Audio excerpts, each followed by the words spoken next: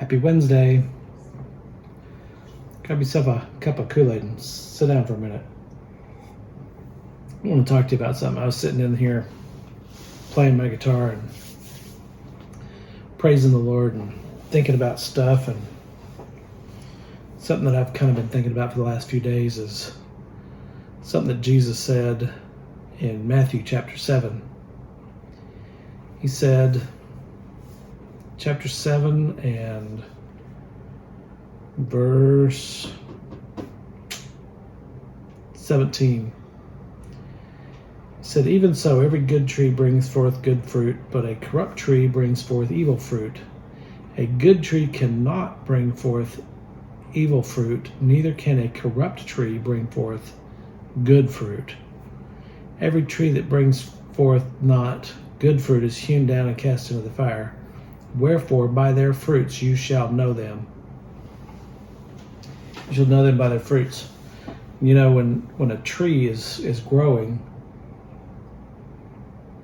it gets leaves on it, and there's a lot of trees that look similar to other trees.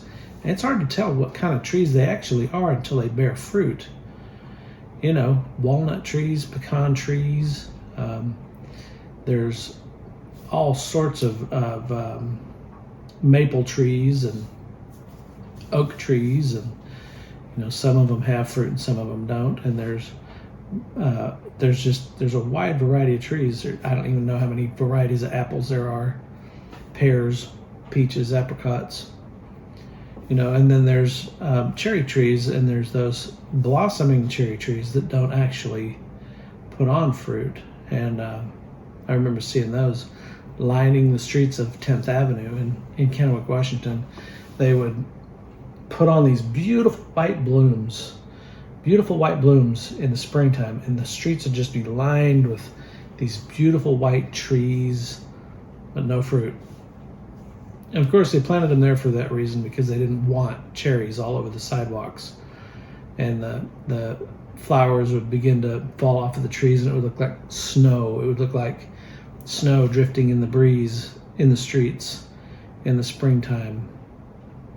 And those cherry trees were fruitless cherry trees. They looked like a cherry tree. They had flowers like a cherry tree. They did not bear fruit. And and when Jesus was saying this, he said it then, and he said it, and it still pertains to now. You can tell whether a person's any good or not by the fruit that they produce, by the things that they do to people, to the people around them, to society as a whole.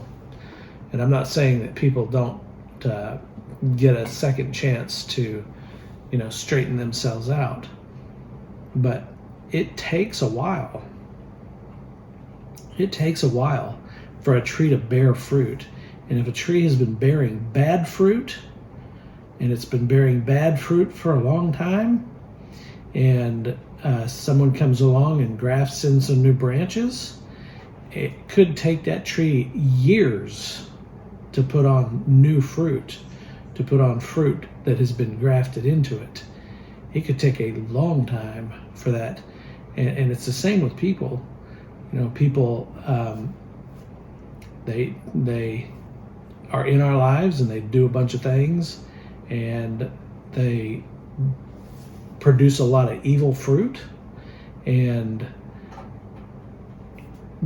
something happens. Maybe they get caught, maybe they go to jail, maybe they just get turned over, maybe the Lord gets a hold of them, maybe that happens. But it can take a long time for that person to begin to produce good fruit, because of all of that evil that they've done. Everybody's going to be on the lookout, and if they're not on the lookout, they need to be, because you know, a good tree cannot bring forth evil fruit, neither can a corrupt tree bring forth good fruit. If you want to be the next victim of that evil tree, then ignore what Jesus said, because you'll be right on track. And I'm not saying to not forgive people and not to let things go. What I'm saying is be aware of the trees that you're dealing with. And there's a lot of people out there that say a lot of things, and they repeat a lot of things that other people say, and they are they're looking for an opportunity, and everyone that comes along to them is that opportunity. And so it's good to get to know people. It's good to find out what their track record is. It's good to find out who their parents are. It's good to find out who their friends are. It's good to find out where they came from. It's good to find these things out and watch them, pay attention to what they're doing, and see what sort of fruit they bear. See what sort of fruit they bear. Are they helping? Do they have patience? Do they have the fruit of the Spirit? Or is the opposite true? He didn't give us that list of the fruit of the Spirit of God for nothing. We can use it for ourselves, and we can use it to identify the people around us. Hey, look, and pray for them. Nothing else. You don't have to go around telling everybody, hey, look, I see this in you. But you can use those things as a measuring tool and say, okay, look, this is what I see. Don't listen to the little whispers of the devil trying to, divide you from your friends and your family. I'm not saying anything like that. What I'm saying is the people in our lives that we've known for a long time, we have a track record with, we know them. We know what kind of trees they are. We know what kind of people they are. People coming in, pay attention to what they're doing. Pay attention to what they're doing, and remember that a good tree cannot bring forth evil fruit, and a corrupt tree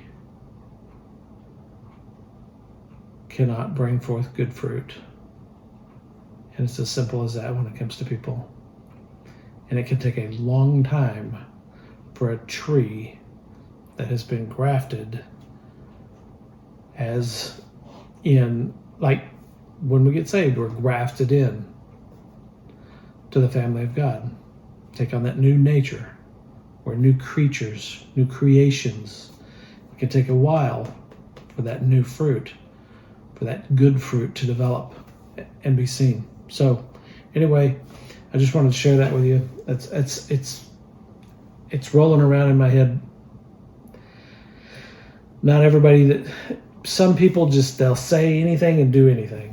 And there's a lot of people who are saying stuff that mean nothing and not actually bearing fruit. So pay attention to that, okay? I love you. Happy Wednesday. Here's to all that is well. Thank you. We'll see you soon. Bye.